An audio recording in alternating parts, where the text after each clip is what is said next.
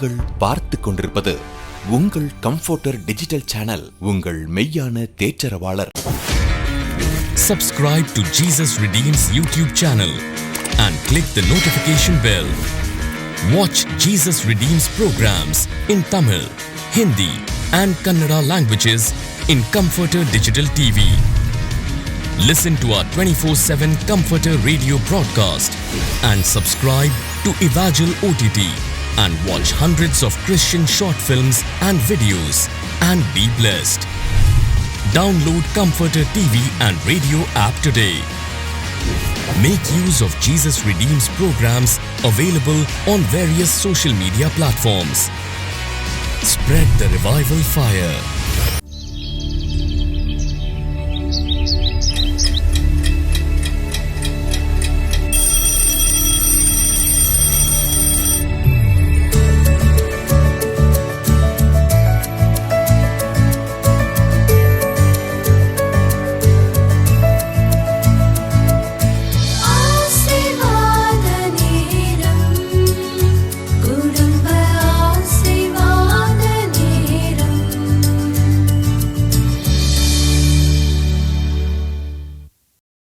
பிரியமானவர்களே, இயேசு கிறிஸ்துவின் நாமத்தில் உங்கள் எல்லாருக்கும் என்னுடைய அன்பின் வாழ்த்துக்கள். இப்போ தான் புது வருஷம் பிறந்த மாதிரி இருந்தது, ஒரு மாதம் முடிய போகுது இல்லை? இவ்வளோ வேகமாக நாட்கள் ஓடுகிறது பார்த்தீங்களா? ஆனால் வாக்கு மாறாத ஒரு ஆண்டவர் நமக்கு இருக்கிறார். ஒரு வாக்கு கொடுத்ததை நிறைவேற்றுகிறவர். இந்த வாக்கு தத்தத்தை சொல்லி ஜெபிக்கிறீங்களா? அந்த ஆசீர்வாதம் உங்கள் வீட்டில் வந்திருக்குதா? இந்த ஒரு மாதத்துக்குள்ளே என்ன மாற்றம் தெரியுது? ஆவிக்குரிய ஆசீர்வாதம், வியாதி இல்லாத ஒரு வாழ்க்கை, குறைவுகள் நிறைவாக்கப்பட்டு இழந்து போனதை திரும்ப பெற்றுக்கொள்கிற ஆசீர்வாதம் இருக்குதா? அதுக்கு தினமும் நீங்கள் ஜெபிக்கணும். தினம் குடும்ப ஜெபம் பண்ணி ஆண்டவருக்கு பிரியமானதை செய்தால் தான் இந்த வாக்கு தத்தம் பலிக்கும். இல்லாமல் சும்மா வசனத்தை ஒட்டி வச்சுட்டாலும் எழுதி வச்சுட்டாலும் அது பலிக்காது. அப்போ ஆண்டவர் எதிர்பார்க்கிறத நம்ம நிறைவேற்றணும். அதனால் இன்றைக்கும் ஆண்டவர் என்ன எதிர்பார்க்குறாரு, அவர் ஆசீர்வதிக்க நான் என்ன பண்ணணும்னு வசனத்திலேருந்து தியானிக்க போகிறோம். அதுக்கு முன்னால் 2 பாடல். வீட்டில் எல்லோரும் வந்திருக்காங்களா? கூப்பிடுங்க, எல்லோரையும் கூப்பிட்டு உட்கார வைங்க. எல்லோரும் சேர்ந்து கரந்தட்டி பாடணும், சரியா? இப்போ ஒரு பாடல் பாட போகிறோம். காலை நேரம் இன்ப ஜெப தியானமே. அதிகாலையில் எழும்பி ஜெப நேரம் ஆண்டவருடைய வசனத்தை தியானித்து ஜெபிக்கணும். முதல் 1 மணி நேரத்தை ஆண்டவருக்கு கொடுக்கணும். எல்லாருமே தனிப்பட்ட முறையில் முதல் 1 மணி நேரம் இயேசுவுக்கு, அதன் பிறகு ஒரு 20 நிமிஷம் குடும்ப ஜெபம். இதை ரெகுலராக செய்து பாருங்கள். உங்கள் வீடே மாற்றம் அடைவதையும் ஆசீர்வதிக்கப்படுவதையும் பார்ப்பீங்க. இப்போ அந்த பாடலை பாடுவோம்.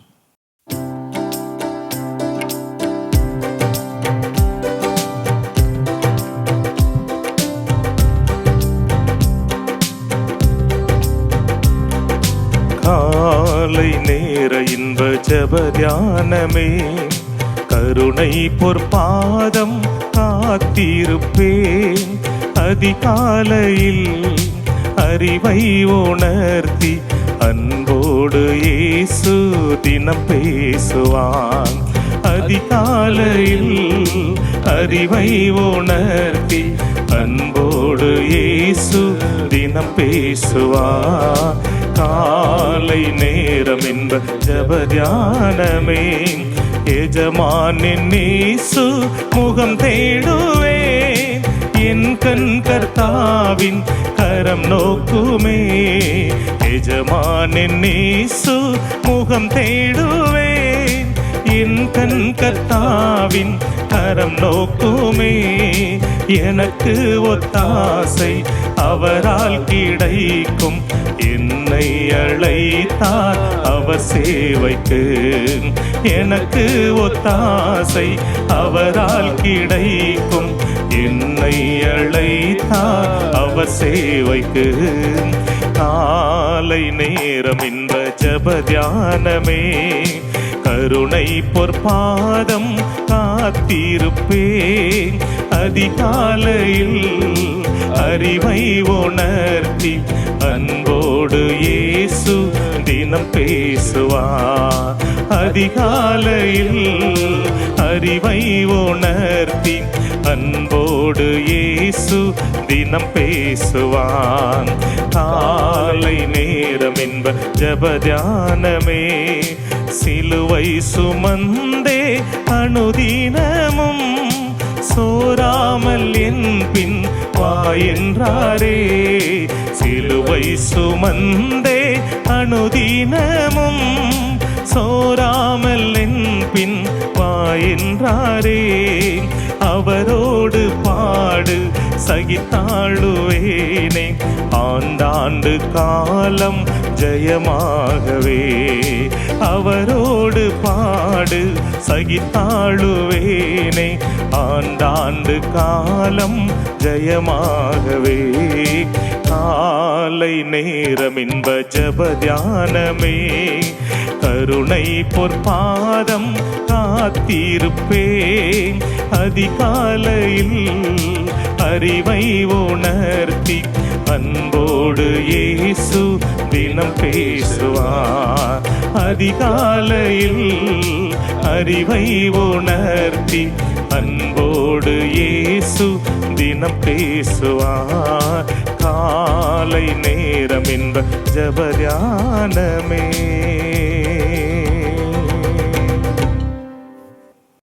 காலை நேரம் ஆண்டவரை தேடுகிற நேரம். அதிகாலையில் எழும்பி வசனத்தை வாசித்து அவருடைய முகத்தை தேடணும். எந்த வீட்டில் குடும்பத்தில் ஆண்டவரை தேடுறாங்களோ அந்த குடும்பத்தின் மேலே தான் கர்த்தருடைய கரம் ஆசீர்வாதமாக இருக்கும். அதனால் அதிகாலையில் எழும்பி கர்த்தரை தேடணும், வசனத்தை தியானிக்கணும். சரியா? சரி, அடுத்து ஒரு பாடல் பாட போகிறோம், வாக்குத்தத்த பாடல். தொடர்ந்து பாடுக்கு என்ன காரணம்னா, நீங்கள் ஆழமாக அந்த வாக்குத்தத்தை உள்ளத்தில் பதியணும், துதித்து பாடணும், அந்த வாக்குத்தத்தை வைத்து செபிக்கணும். அந்த ஆசீர்வாதம் வீட்டில் உண்டாயிருக்கும். இப்போ அந்த பாடலை சேர்ந்து பாடுவோம்.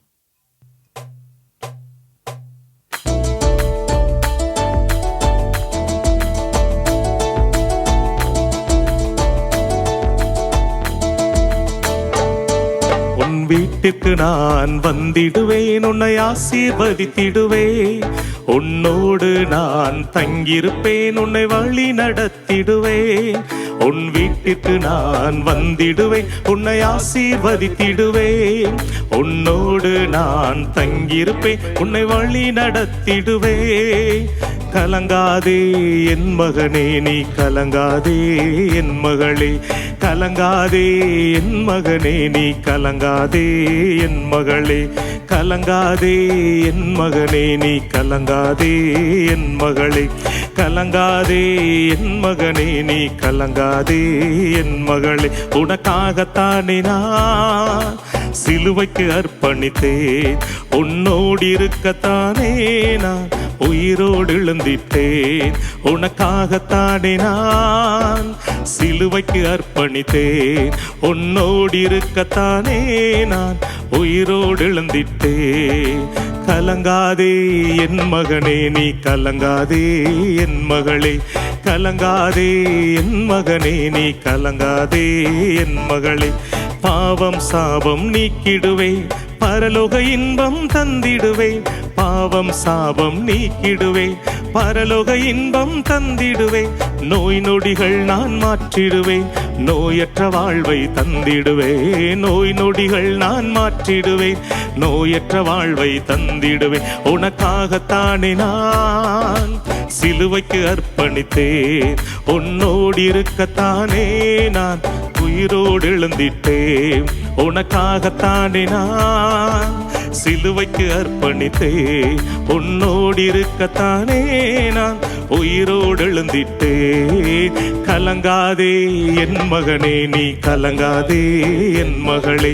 கலங்காதே என் மகனே, நீ கலங்காதே என் மகளே. கடன் தொல்லை கஷ்டங்கள் போக்கிடுவேன், காரியம் ஆய்த்திட செய்திடுவேன். கடன் தொல்லை கஷ்டங்கள் போக்கிடுவேன், காரியம் ஆய்த்திட செய்திடுவேன். குறைவில்லா வாழ்வு தந்திடுவேன், வருகையில் மகிழ்வுடன் சேர்த்திடுவேன். குறைவில்லா வாழ்வு தந்திடுவேன், வருகையில் மகிழ்வுடன் சேர்த்திடுவேன். உனக்காகத்தானே நான் சிலுவைக்கு அர்ப்பணித்தேன். உன்னோடு இருக்கத்தானே நான் உயிரோடு எழுந்திட்டேன். உனக்காகத்தானே நான் சிலுவைக்கு அர்ப்பணித்தேன். உன்னோடு இருக்கத்தானே நான் உயிரோடு எழுந்திட்டேன். கலங்காதே என் மகனே, நீ கலங்காதே என் மகளே. கலங்காதே என் மகனே, நீ கலங்காதே என் மகளே. கலங்காதே என் மகனே, நீ கலங்காதே என் மகளே. கலங்காதே என் மகனே, நீ கலங்காதே என் மகளே. ஆமென், அல்லேலூயா. ஆண்டவர் அழகான வாக்கு கொடுத்திருக்கிறார். நான் உன்னிடத்தில் வந்து உன்னை ஆசீர்வதிப்பேன். உங்கள் வீட்டில், உங்களுடைய வியாபார ஸ்தலத்தில், உங்கள் ஆஃபீஸில், உங்களுடைய நிலத்தில், எந்த இடத்துல நீங்கள் இருக்கீங்களோ நானே வந்து ஆசீர்வதிப்பேன்னு சொல்லியிருக்கிறார். சரி, இந்த உங்கள் குடும்பம் ஆசீர்வதிக்கப்படணும்னு தான் இந்த குடும்ப ஆசீர்வாத ஜெப நேர நிகழ்ச்சி வழங்கப்படுகிறது. குடும்பங்கள் ஆசீர்வதிக்கப்பட ஆண்டவர் ரொம்ப அக்கறையும் அன்பும் உள்ள தேவன். உங்களுடைய குடும்பம் பாதுகாக்கப்படணும், ஆசீர்வதிக்கப்படணும் என்பதாக. அதனால தான் குடும்ப ஆசீர்வாத ஜெபத்திட்டம் ஒன்றை கொடுத்து தினந்தோறும் குடும்பங்களுக்காக ஜெபிக்கணும்னு சொல்லி நாங்கள் ஜெபித்து வருகிறோம். குடும்பத்தினுடைய ஆவிக்குரிய ஆசீர்வாதம், ரட்சிப்புக்காக, குடும்பத்தினுடைய சமாதானம், குடும்பத்தினுடைய பாதுகாப்பு, குடும்பத்தின் ஆசீர்வாதம், அப்படி வசனத்தை வைத்து குறிப்பாக உங்கள் குடும்பத்துக்காக ஜெபித்து வருகிறோம். இந்த திட்டத்தில் இணைந்திருக்கிற குடும்பங்களுக்காகத்தான் ஜெபிக்கிறோம். இந்த ஜெப திட்டத்தில் 87,000க்கும் அதிகமான குடும்பங்கள் இணைஞ்சிருக்கிறாங்க. அவங்கள குறித்த விவரங்கள் எல்லாம் நாங்கள் வச்சுருக்கிறோம். அதை வைத்து அந்த குடும்பங்களுக்காக தினமும் ஜெபிக்கிறோம்.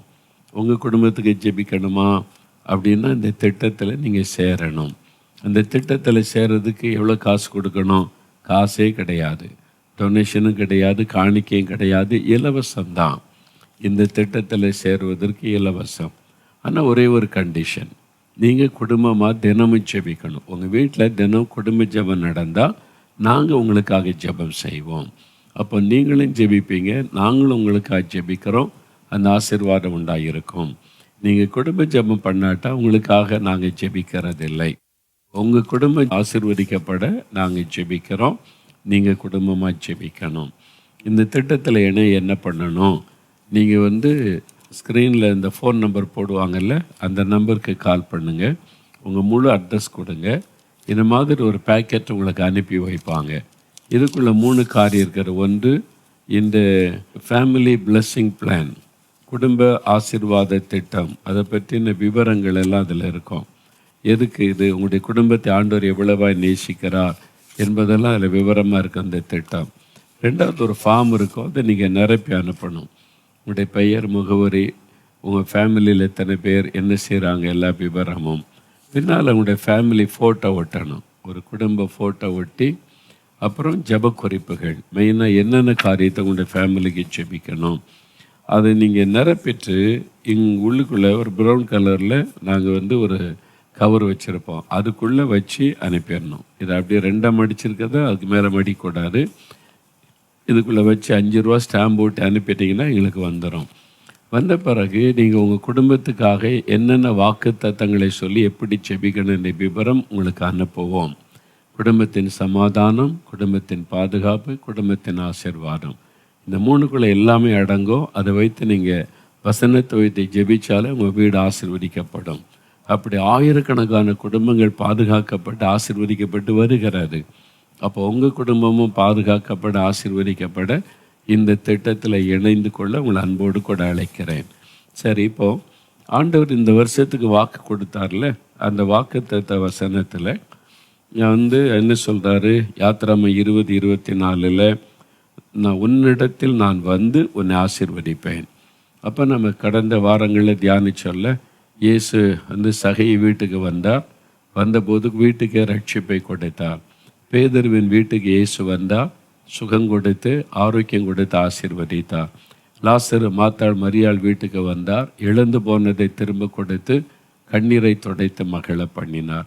அப்போ இயேசு நம்ம வாழ்க்கையில் நம்ம வீட்டுக்குள்ளே வரும்போது இந்த ஆசீர்வாதத்தை எல்லாம் நமக்கு தருகிறார்.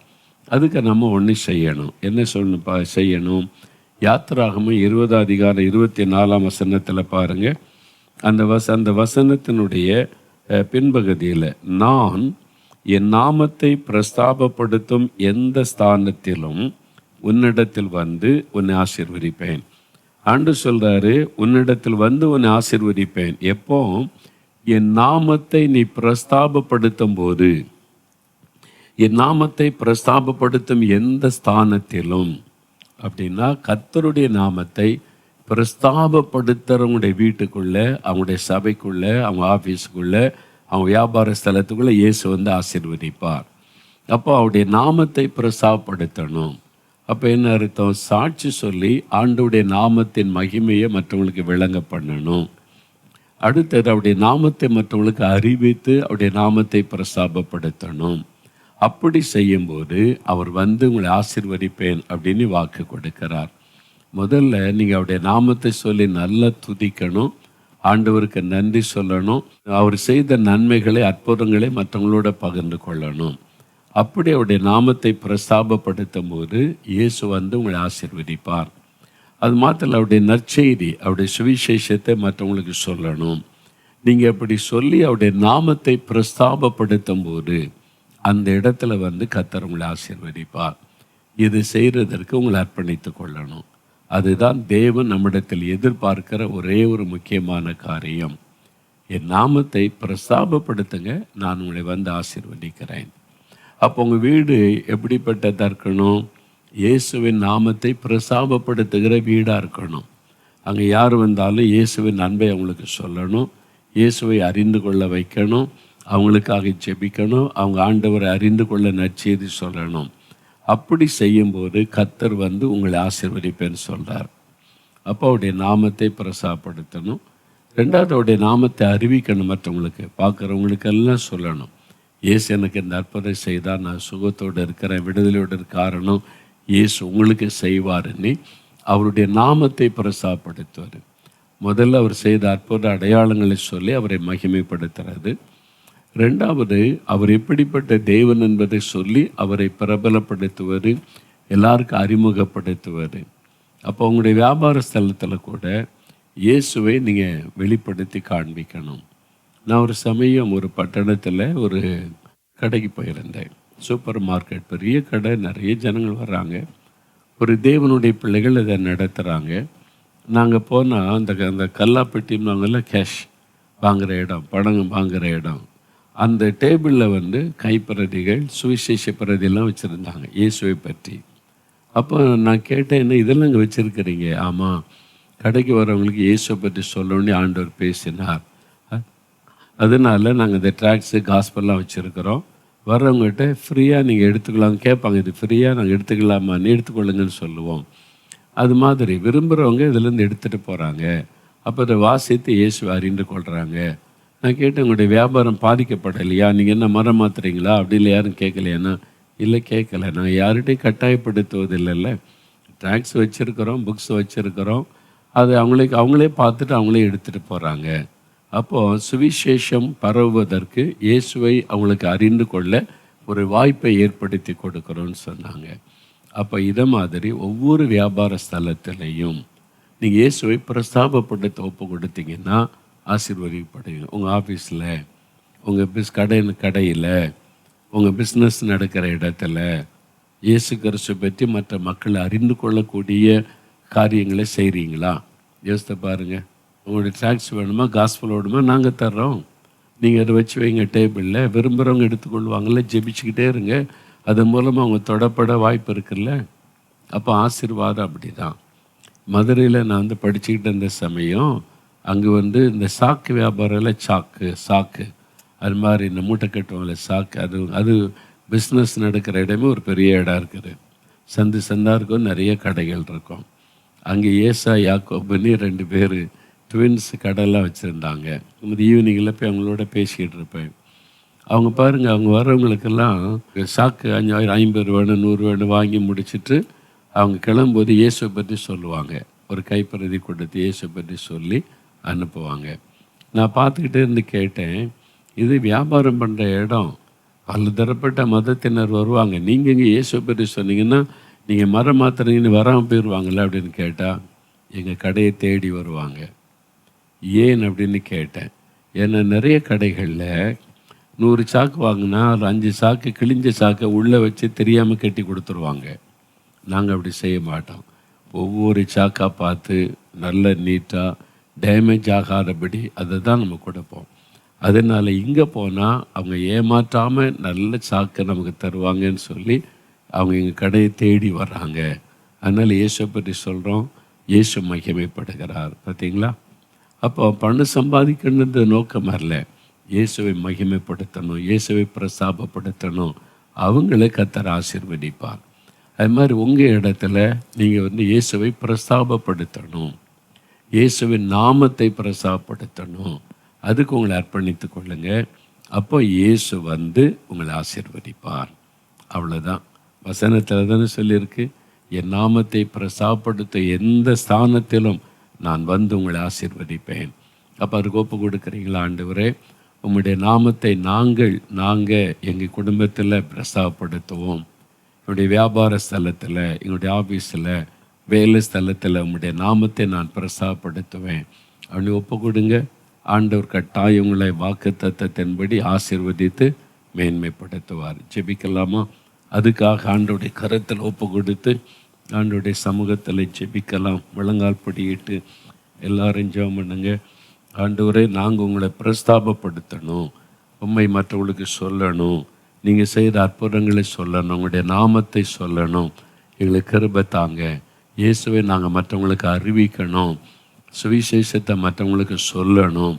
நாங்கள் இருக்கிற இடத்துல, பிஸ்னஸ் பண்ணுற இடத்துல, படிக்கிற இடத்துல, வேலை செய்கிற இடத்துல ஆண்டவரே, நான் உங்களுடைய நாமத்தை நான் பிரஸ்தாபப்படுத்தணும், என்னை ஒப்பு கொடுக்குறேன் அப்படின்னு சொல்லுங்கள். இருதயத்தில் கை வைத்து ஜெபிங்க.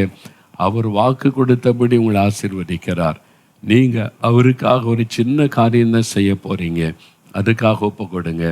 ஆண்டவரே, யார் யார் இருதயத்தில் கை வைத்து இயேசுவின் நாமத்தை நான் பிரஸ்தாபப்படுத்துவேன், அது எல்லாருக்கும் நான் சொல்லுவேன், அவருடைய நாமத்தின் மகத்துவத்தை அறிவிப்பேன், அவருடைய நாமத்தை பிரஸ்தாபப்படுத்தி மேன்மைப்படுத்துவேன் என்று யார் யார் ஒப்பு கொடுக்குறாங்களோ அவங்கள எல்லாம் இன்றைக்கி விசேஷமாக ஆசீர்வதிங்க.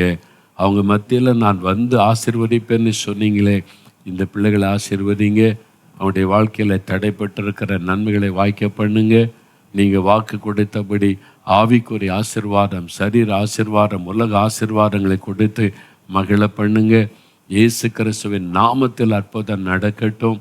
ஆண்டவரே, இந்த மக்கள் இவங்க இருக்கிற இடம், தெருவில், கிராமத்தில், பட்டணத்தில், வேலை செய்கிற இடத்துல எல்லாமுடைய நாமத்தை அவங்க பிரஸ்தாபப்படுத்தணும். அவங்க எல்லாம் ரட்சிக்கப்படணும், உம்மை அறிந்து கொள்ளணும், உம்முடைய மந்தைக்குள்ளே வரணும். இவங்க மூலமாக உம்முடைய நாமத்தின் மகத்துவம் வெளிப்படணும்.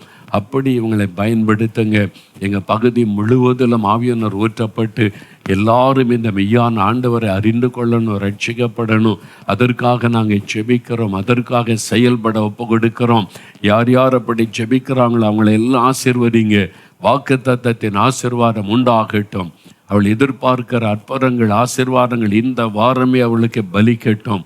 கர்த்தரப்படி ஆசீர்வதிக்கிறதற்காக ஸ்தோத்திரம், ஸ்தோத்திரம். இயேசு கிறிஸ்துவின் நாமத்தில் ஜெபிக்கிறோம் பிதாவே. ஆமேன், ஆமேன்.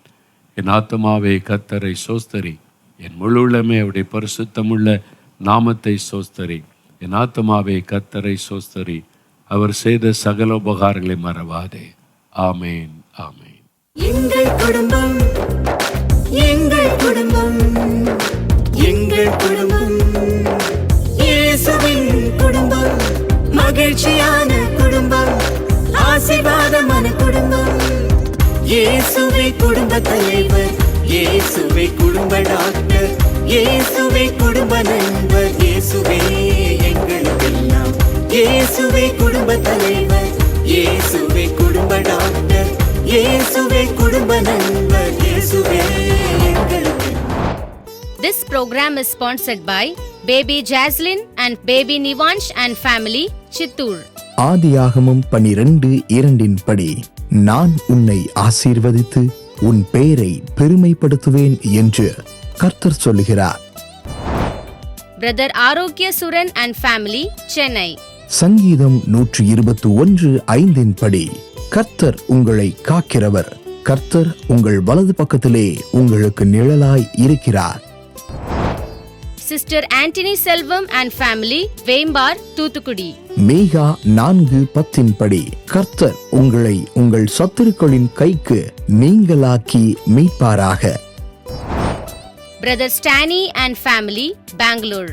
யாத்ராகமம் 34:10 படி, பூமி எங்கும் எந்த ஜாதிகளிடத்திலும் செய்யப்படாத அதிசயங்களை கர்த்தர் உங்களுக்கு செய்வாராக. Sister Chandrama and family, Chittoor. யோபு 5:9 படி, ஆராய்ந்து முடியாத பெரிய காரியங்களையும் எண்ணி முடியாத அதிசயங்களையும் கர்த்தர் உங்களுக்கு செய்வாராக. Brother Fino Moses Wilson and family, Chennai. ஏசாயா 54:3 படி, நீங்கள் வலதுபுறத்திலும் இடதுபுறத்திலும் இடங்கொண்டு பெருகுவீர்களாக. அன்பானவர்களே, நீங்களும் தொலைக்காட்சி ஊழிய பங்காளராகிட தொடர்பு கொள்ள வேண்டிய தொலைபேசி எண் 9942246611. இமெயில் முகவரி partners@jesusfilms.org. உங்கள் சத்தியம் டிவி, கம்ஃபர்டர் டிஜிட்டல் சேனல் மற்றும் இயேசு விடுவிக்கிறார் சமூக வலைத்தளங்களில்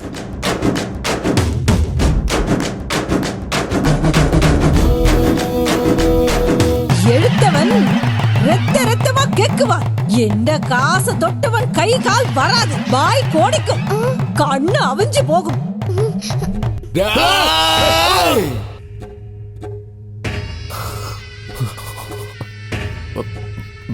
வாங்க தானே வந்திருக்க.